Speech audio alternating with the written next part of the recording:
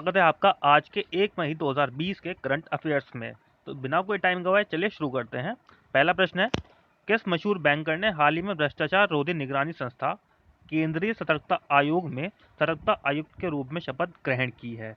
दरअसल किस चीज़ की बात हो रही है? ये बात हो रही है सीबीसी के अंदर जो नए सतर्कता आयुक्त बने हैं। तो इसके अंदर हमारे पास चार ऑप्शन हैं, विजय मूले, मीरा सान्याल, सुरेश एन पटेल और विजय सचदेवा। तो इसका सही उत्तर है सी, यानी सुरेश एन पटेल।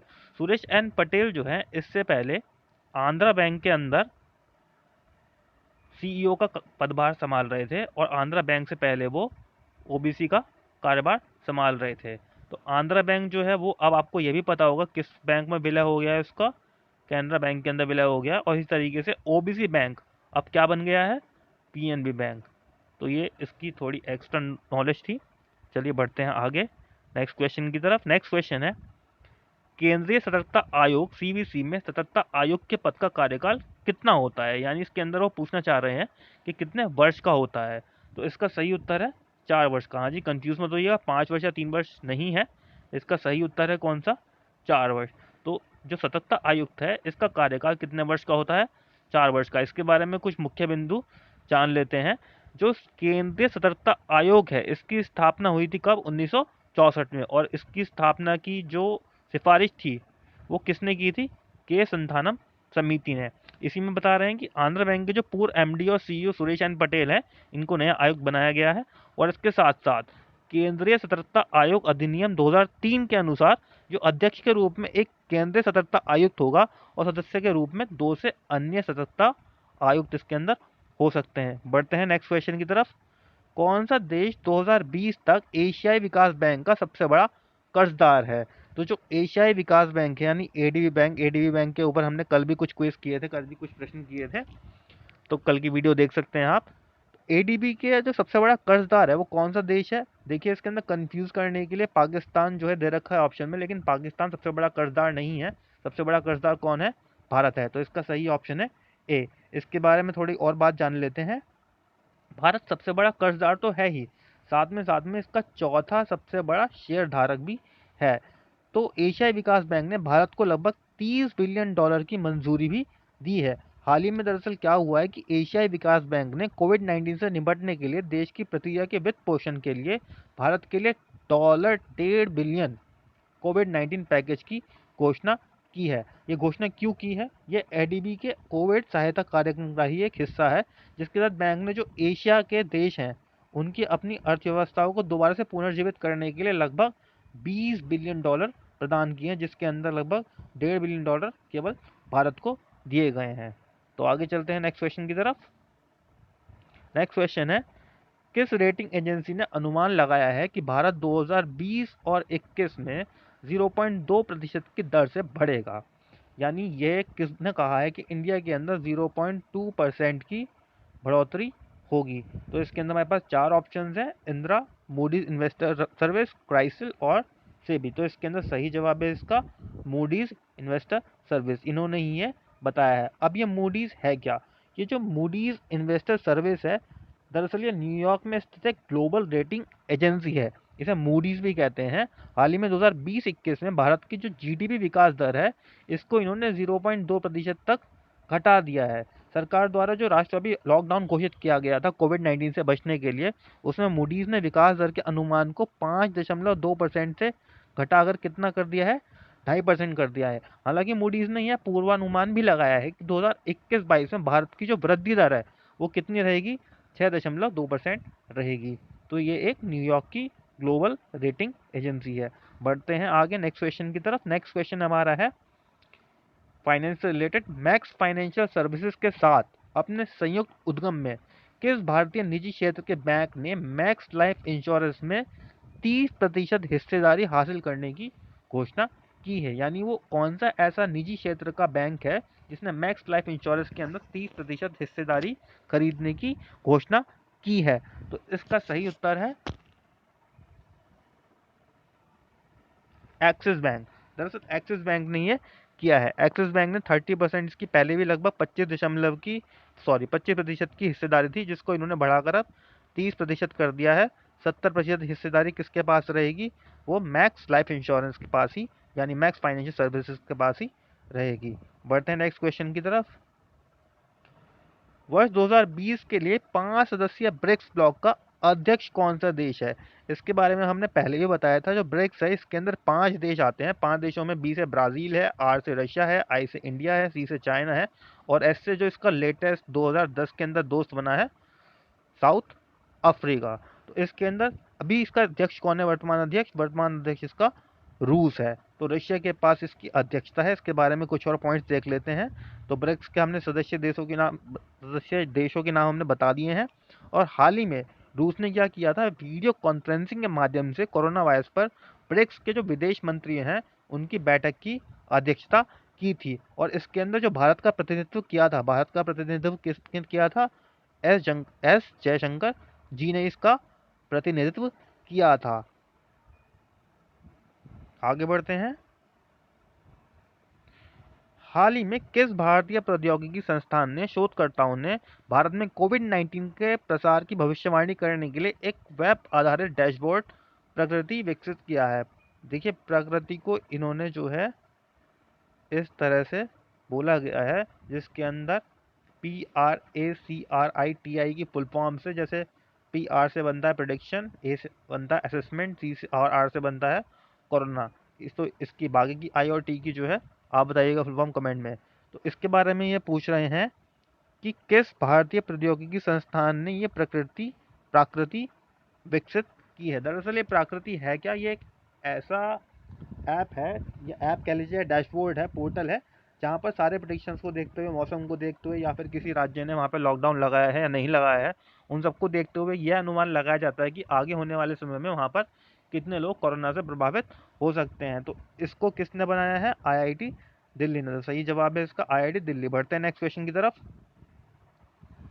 राष्ट्रीय ताप विद्युत निगम लिमिटेड NTPC ने लेह और के शहर के लिए 10 हाइड्रोजन ईंधन सेल आधारित इलेक्ट्रिक बसों और 10 हाइड्रोजन ईंधन सेल आधारित इलेक्ट्रिक कारों के लिए वैश्विक अभिरुचि पत्र आमंत्रित किए हैं। दरअसल ये hydrogen energy based electric bus और इलेक्ट्रिक कार जो है इनकी अभिरुचि पत्र मांगे गए हैं। तो एक तो शहर जिसके लिए मांगे गए हैं वो है लेह, और दूसरा जो शहर है जिसके लिए मांगे गए हैं वो है नई दिल्ली। तो इस 2 शहरों के लिए मांगे गए। दरअसल हाइड्रोजन एनर्जी पर बेस्ड जो भी हमारे व्हीकल्स होते हैं उसके अंदर जो कार्बन डाइऑक्साइड है उसका उत्सर्जन कम होता है, जिससे प्रदूषण को कम रखने में सहायता मिलती है। बढ़ते हैं नेक्स्ट क्वेश्चन की तरफ। हाल ही में किस देश ने कोरोना वायरस महामारी लॉकडाउन के कारण संकट का सामना कर रहे छोटे कारोबारियों की मदद के लिए बाउंस बैक लोन स्कीम की शुरुआत की है? तो ये पूछ रहे हैं कि किसने बाउंस बैक लोन स्कीम की शुरुआत की है, किस देश ने? तो इसका सही जवाब है, सही उत्तर है ब्रिटेन। ब्रिटेन ने क्या बोला है? ब्रिटेन ने ये बोला है कि वहाँ के जो छोटे कारोबारी हैं उन छोटे कारोबारियों को 2000 से लेके 50,000 पाउंड तक की 12 महीने के लिए एक लोन की राशि दी जाएगी जिस पर कोई इंटरेस्ट नहीं लगेगा। तो ये वहाँ की अर्थव्यवस्था को बूस्ट करने के लिए और वहाँ पे जो व्यापारी हैं उनको कोरोना की महामारी से जो प्रभावित हुए हैं उससे बचाने के लिए किया गया है। बढ़ते हैं नेक्स्ट क्वेश्चन की तरफ। नेक्स्ट क्वेश्चन है पंजाब से रिलेटेड। पंजाब सरकार ने कोरोना महामारी के चलते लॉकडाउन और कर्फ्यू को कितने सप्ताह तक आगे बढ़ाने का फैसला किया है? तो इसका सही उत्तर है 2 सप्ताह तक। 2 सप्ताह तक लॉकडाउन को उन्होंने 3 मई से भी फर्दर आगे एक्सटेंड करने के लिए बोला है, जिसके अंदर ये भी कहा गया है कि 7 से 11 बजे तक वहाँ पे जो सामग्री है, जो एसेंशियल सर्विसेज हैं, एसेंशियल कमोडिटीज़ हैं, उनके लिए दुकानें सुबह के टाइम पे खुली रहेंगी 7 से लेकर 11 बजे तक। बढ़ते हैं आगे। बॉलीवुड के दिग्गज अभिनेता ऋषि कपूर 30 अप्रैल 2020 को उनका निधन हो गया। उनका निकनेम क्या था? तो उनका निकनेम था चिंटू। उन्हें चिंटू के नाम से जानते थे। दरअसल जो ऋषि कपूर हैं इनका जन्म 4 सितंबर 1952 को हुआ था। साथ में उन्होंने 1974 के अंदर बॉबी फिल्म के लिए फिल्म फेयर अवार्ड भी जीता था। उसके साथ उनको फिल्म फेयर का स्पेशल अचीवमेंट अवार्ड भी दिया गया था। आगे बढ़ते हैं नेक्स्ट क्वेश्चन के लिए। हाल ही में किस बैंक ने अमेजन एलेक्सा और गूगल असिस्टेंट पर अपनी वॉइस बैंकिंग बोलकर निर्देश देने वाली सेवा शुरू की है? देखिए, आपको शायद ना पता हो, ये जो अमेजन एलेक्सा और गूगल असिस्टेंट है ये ऐसे AI बेस्ड ऐप्स और डिवाइसेस हैं जिसके अंदर हम कोई भी निर्देश उनको बोलकर दे सकते हैं। हम बोलकर म्यूज़िक सुन सकते हैं, हम बोलकर कॉल अटेंड कर सकते हैं, बोलकर मैसेज पढ़ सकते हैं, या फिर बोलकर ई बुक्स भी करवा सकते हैं, या फिर फ्लिपकार्ट या अमेज़न जैसी या वॉलमार्ट जैसी वेबसाइट से ख़रीदारी भी कर सकते हैं। तो इसके लिए जिस बैंकिंग ने सेवा देने की शुरुआत की है वो है आईसीआईसीआई बैंक। बढ़ते हैं नेक्स्ट क्वेश्चन की तरफ। नेक्स्ट क्वेश्चन है, संयुक्त राष्ट्र में भारत का स्थायी प्रतिनिधि हाल ही में किसे नियुक्त किया गया है? देखिए, जो वहाँ पर प्रतिनिधि हैं, अभी वो नए बनाए जा रहे हैं, उनको नियुक्त किया जा रहा है। तो वो किसको नियुक्त किया जा रहा है? टीएस तिरुमूर्ति को। ये जो है 1985 बैच के आईपीएस ऑफिसर हैं, जो फिलहाल मिनिस्ट्री ऑफ एक्सटर्नल अफेयर्स के सेक्रेटरी यानी सचिव के पद पर कार्यरत हैं। इससे पहले जो इसके अंदर ये जिनकी जगह लेंगे उनका नाम है सैयद अकबरुद्दीन। उनकी जगह लेंगे, वो बहुत टाइम से इस पद पे थे। बढ़ते हैं आगे।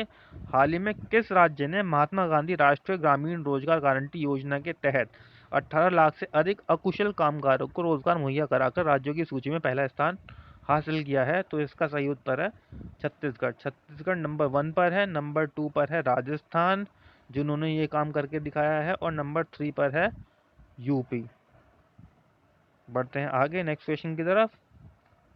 कावेरी जल प्रबंधन प्राधिकरण CWMA को अब आधिकारिक तौर पर किस मंत्रालय के अधीन लाया गया है? जल शक्ति मंत्रालय, अक्षय ऊर्जा मंत्रालय, जहाजरानी मंत्रालय या भूविज्ञान मंत्रालय? तो इसका सही उत्तर है ए यानी जल शक्ति मंत्रालय। दरअसल मोदी सरकार ने क्या काम किया है, जो पहले मंत्रालय हुआ करता था जल संसाधन, नदी विकास और गंगा संरक्षण, उसको बदलकर उन्होंने अब नए मंत्रालय का गठन किया है जिसे बोलते हैं जल शक्ति मंत्रालय। और जो दूसरा मैंने आपको बताया था वो उन्होंने इसके अंतर्गत ही एक डिपार्टमेंट बना दिया है।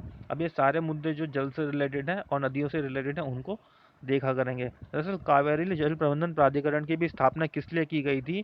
क्योंकि वहाँ पर तमिलनाडु, केरला, कर्नाटक और पुडुचेरी, इसके बीच में कावेरी के जल को लेकर विवाद है। तो इस विवाद को सुलझाने के लिए ही CWMA यानी कावेरी जल प्रबंधन प्राधिकरण की स्थापना की गई थी। अब इसको जल शक्ति मंत्रालय के अधीन ले आए हैं। नेक्स्ट क्वेश्चन है, किस देश ने हिजबुल्लाह को बैन कर उसे आतंकी संगठन घोषित किया है? अभी हाल ही में जो हिजबुल्लाह है इसको बैन कर दिया गया है और उसे आतंकी संगठन घोषित कर दिया गया है। तो ये काम किसने किया है? ये काम किया है जर्मनी ने। जर्मनी ने इसको एक टेररिस्ट ऑर्गेनाइजेशन लेबल कर दिया है। नेक्स्ट क्वेश्चन है हमारे पास, 30 अप्रैल को कौन सा दिवस मनाया जाता है? International jazz day, Ayushman Bharat दिवस, ए और बी दोनों, या इनमें से कोई नहीं? तो इसका उत्तर है ए और बी दोनों। ये दोनों के दोनों जो दिवस हैं ये 30 अप्रैल को मनाए जाते हैं। जैज़ जो है म्यूज़िक से रिलेटेड है। जैज़ का जो कंसेप्ट आया था वो अफ्रीको अमेरिकन से आया था। ये उनकी एक म्यूज़िक शैली है और इसी को जो है इंटरनेशनल जैज़ डे के रूप में 30 अप्रैल को मनाया जाता है। और आयुष्मान भारत दिवस की बात करें तो आपको पता होगा जो हमारे प्रधानमंत्री हैं उन्होंने PMJAY के नाम से जन आरोग्य योजना, प्रधानमंत्री जन आरोग्य योजना 14 अप्रैल 2018 को शुरू की थी और इसी को लेके ही ये आयुष्मान भारत दिवस जो है मनाया जाता है 30 अप्रैल को। नेक्स्ट क्वेश्चन की तरफ बढ़ते हैं। हाल ही में कोरोना वॉरियर्स के लिए एच कार्ड यानी hospital care assistive robotic device का निर्माण किसके द्वारा किया गया है? तो इस क्वेश्चन का आंसर जानने से पहले ये जान लेते हैं कि एच कार्ड है क्या, hospital care assistive robotic device है क्या। दरअसल में एक ऐसे डिवाइस है जो कोरोना वॉरियर्स जो काम कर रहे हैं स्पेशली डॉक्टर्स, उनको एक ऐसी डिवाइस जो है एच कार्ड के रूप में मिल रही है जो कोरोना के जो संक्रमित लोग हैं उनसे दूरी बनाने में हेल्प करेगी। यानी डॉक्टर्स के बीच में और पेशेंट्स के बीच में दूरी भी रहेगी और साथ में सारा काम भी होगा। तो इसका जो बजट है लगभग, ये जो डिवाइस है एक डिवाइस की कीमत लगभग 5 लाख रुपए है। 5 लाख से 8 लाख रुपए तक की इसकी कीमत है। और इसका निर्माण किसने किया है? इसका निर्माण किया है CSIR के CMERI ने, जो इसका central mechanical engineering research institute है, उन्होंने इसका निर्माण किया है। तो ये थे हमारे आज के करंट अफेयर्स इंपॉर्टेंट क्वेश्चन जिनको हमने चार्ट के जो एग्ज़ाम के लिए इंपॉर्टेंट हो सकते हैं उनको रखा है और कोशिश की है कि सारे के सारे लेटेस्ट और सब इंपॉर्टेंट करंट अफेयर्स इसके अंदर रखे जाएं। तो जुड़े रहिए, फिर मिलते हैं कल 4 बजे सुबह करंट अफेयर्स के साथ। धन्यवाद। और हाँ, PDF जो है आपको टेलीग्राम चैनल पे मिल जाएगी। टेलीग्राम चैनल का जो लिंक है वो डिस्क्रिप्शन में दिया गया है। यदि आपको वीडियो अच्छी लगती है तो लाइक कर दीजिएगा, सब्सक्राइब कर दीजिएगा। धन्यवाद।